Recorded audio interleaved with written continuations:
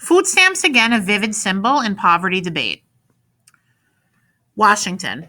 Food stamps have figured in Americans' ideas about the poor for decades, from President Lyndon Johnson's vision of a great society to President Ronald Reagan's scorn for crooked welfare queens and President Bill Clinton's pledge to end welfare as we know it.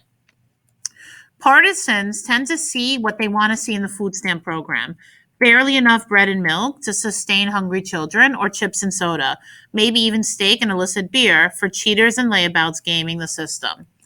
Those differences were on display last week when the House voted to cut almost $4 billion a year, or 5% from the roughly $80 billion a year program. The House bill would tighten eligibility standards, allow states to impose new work requirements, and permit drug testing for recipients, among other cuts to spending. A Senate bill would cut around 1/10 of the amount of the House bill, or $400 million a year. Republicans argued that work requirements target the aid to the neediest people.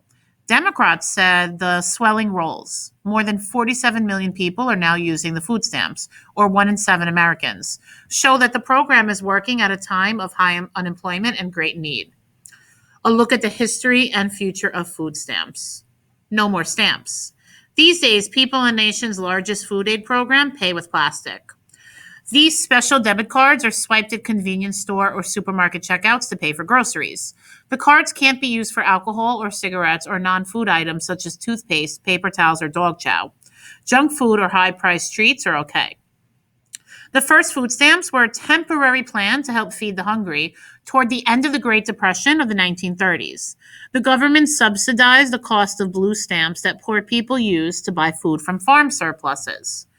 The idea was revived in the 1960s and expanded under Johnson into a permanent program that sold food coupons to low-income people at a discount. Beginning in the 1970s, food stamps were given to the poor for free. Benefit cards began replacing paper in the 1980s, a move designed to reduce fraud and ease the embarrassment food stamp users felt at the cash register.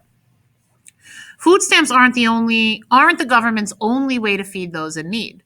There are more than a dozen smaller programs, including the one for women, infants, and children, and free and reduced price school lunches. In 2008, food stamps were officially renamed the Supplemental Nutrition Assistance Program, or SNAP. Most people still know the name that's been familiar since 1939. 1 in every 7 Americans. In a nation of 314 million people, more than 47 million are eating with food stamps each month. Who are they? Children and teenagers make up almost half, according to the Agriculture Department. About 10% are seniors. The vast majority don't receive any cash welfare. Many households that shop with SNAP cards have someone who is employed but qualify for help because of low earnings. The average food stamp allotment is $133 a person per month. The monthly amount a family gets depends on the household size, earnings, and expenses, as well as changing food prices and other factors.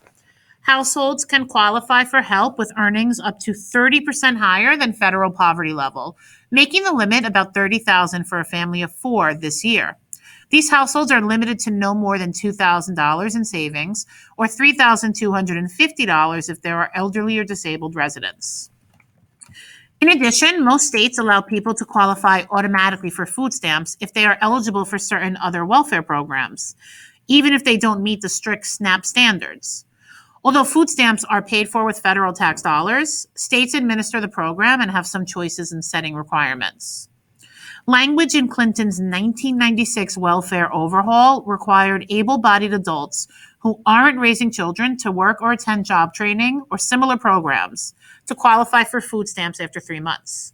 But those work requirements across most of the nation have been waived for several years because of the high unemployment rate. People who are living in the United States illegally aren't eligible for food stamps. Most adults who immigrate legally aren't eligible during their first 5 years in the country. Rising like yeast. The cost to taxpayers more than doubled over just 4 years, from $38 billion in 2008 to $78 billion last year. Liberals see a program responding to rising need at a time of economic turmoil. Conservatives see out-of-control spending, and many Republicans blame President Barack Obama. While seeking the GOP presidential nomination in 2012, Newt Gingrich labeled Obama the food stamp president. Some of the growth can be attributed to Obama's food stamp policies, but Congress's budget analysts blame most of it on the economy. The big factors: the SNAP program is an entitlement, meaning everyone who is eligible can get aid no matter the cost to taxpayers.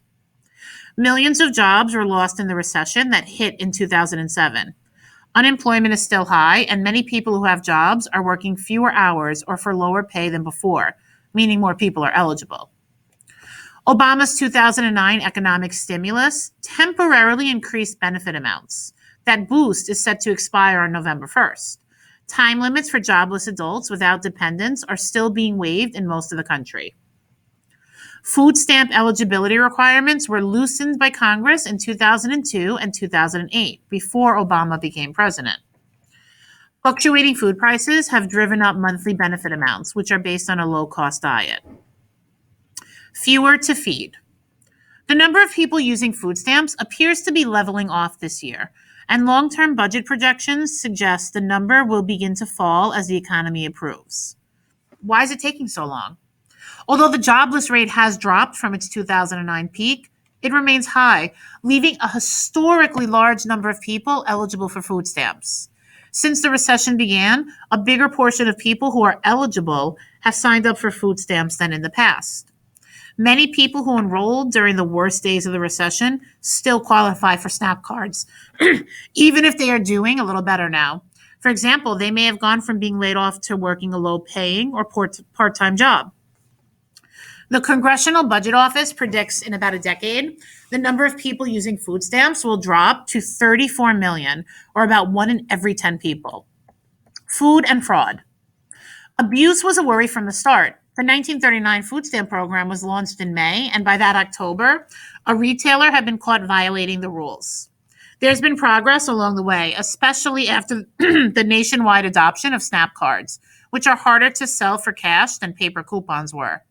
The government says such trafficking in food stamps has fallen significantly over the past 2 decades, from about 4 cents on the dollar in 1993 to a penny per dollar in 2008.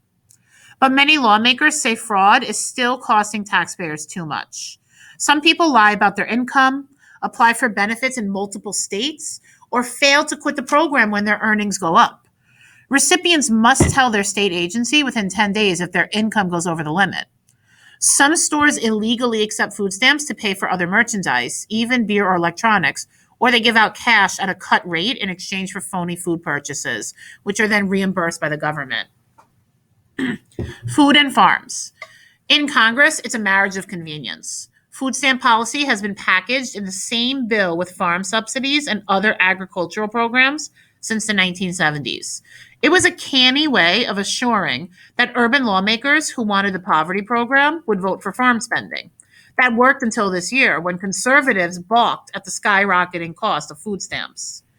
In June, a farm bill that included food stamps was defeated in the Republican-led House because fiscal conservatives felt it didn't cut the program deeply enough. In response, GOP leaders split the food and farm programs in two. The House passed the farm version in July and the food stamp version on Thursday. Both passed with narrow votes.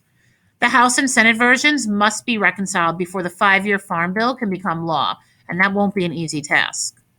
Food stamps remain in the farm bill passed by the Senate. That bill made only a 0.5% cut to food stamps, and the Democratic-led Senate will be reluctant to cut more deeply or to evict the poverty program from its home in the farm bill. Obama supported the cuts in the Senate bill, but has opposed any changes beyond that. The White House threatened to veto the House food stamp bill. What now? The current farm and food law expires at the end of the month. If the two sides can't agree by then, a likely scenario, Congress could vote to extend the law as it is, at the expense of many planned updates to agricultural policy. There won't be much urgency to do that until the end of the year, when some dairy supports expire and milk prices could rise.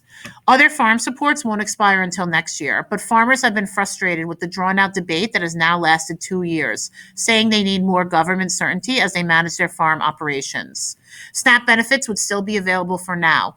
While farm bills set food stamp policy, the money is paid out through annual appropriations bills that so far have left benefits intact.